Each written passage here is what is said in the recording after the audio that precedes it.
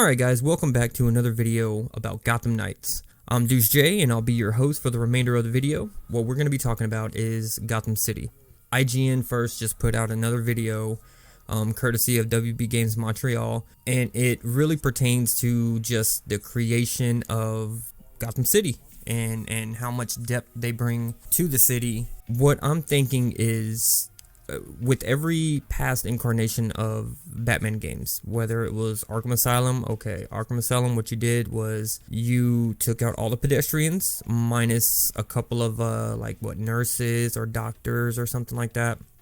You were contained to the island, and that was the basis of the game. You were on the island. It was, that was just it. So with City, they cordoned off a part of the city and made that, basically Arkham.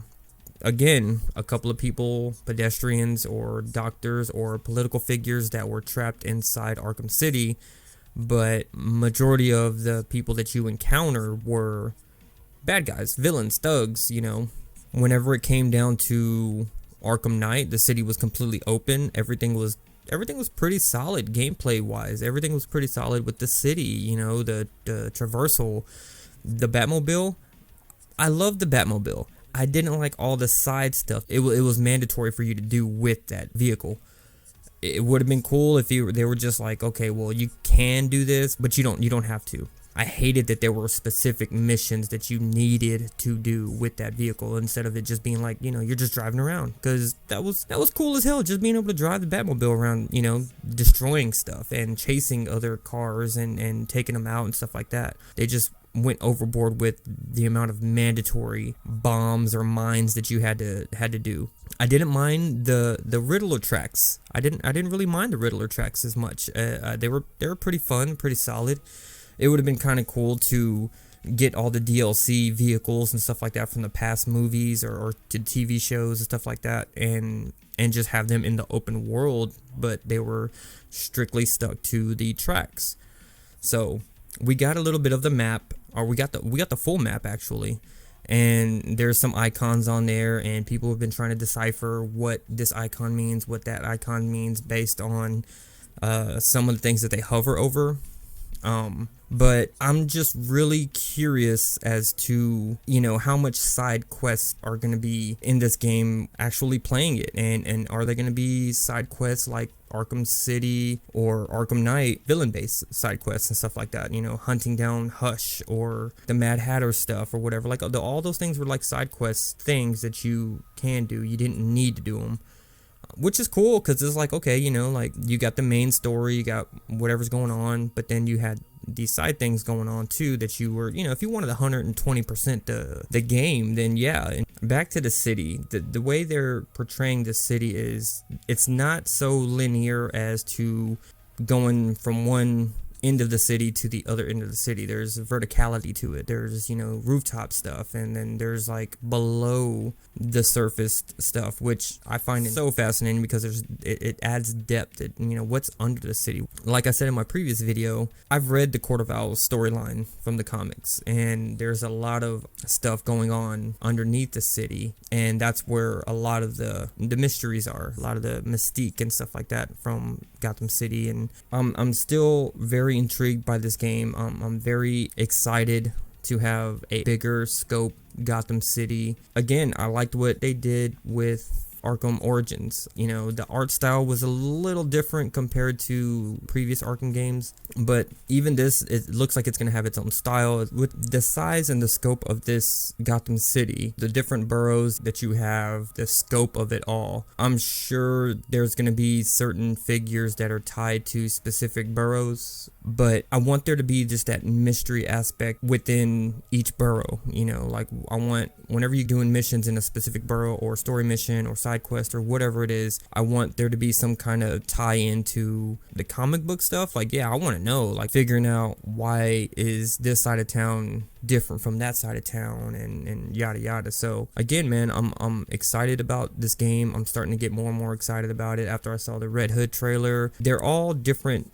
play styles from the look of the different character trailers. They looks like they're all different play styles, and they all look like they play differently, and that's exciting. That's me. Just Nightwing's always been a favorite character. Then when I read the Death in the Family and Under the Red Hood came out, Red Hood was one of my favorite characters up to that point. But just seeing how they both kind of move in different ways, they look like they play different ways. You know, I'm not sure who I'm gonna be playing with from the start. I might start with Nightwing just because he was always one of my favorite characters, and might not even like the way he plays, so I might have to transition into another character or whatever. I might try Red Hood. Just from all the gameplay that I've seen of Batgirl, she looks like the most grounded in the Batman style from previous Batman games. She looks like the one that's the most Batman-esque character out of the four.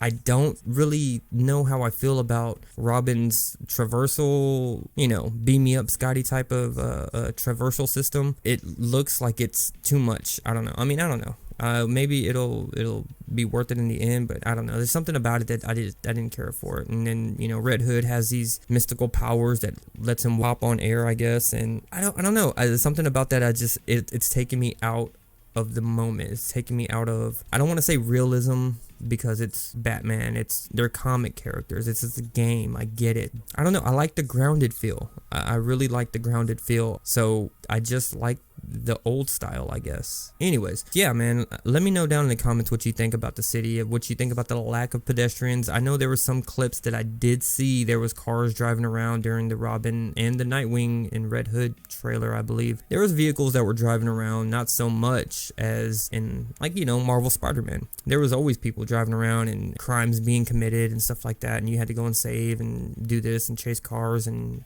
people robbing banks or stores or something like that. And hopefully there is something like that, you know. But there's so many questions as to why the city seems so vacant.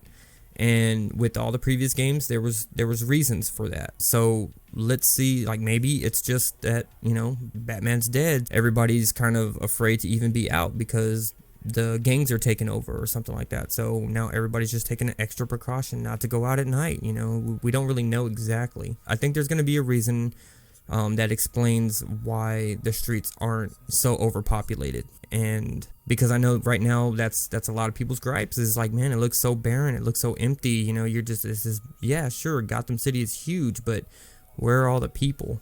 Why is it that big if there's not even any people walking around or driving around or anything like that? So I mean, I think there's going to be an explanation. There's always been an explanation for all these previous Batman games. Yeah, anyways, let me know what y'all think. I appreciate the support, and yeah, man, I guess I'll see y'all in the next one. Deuces.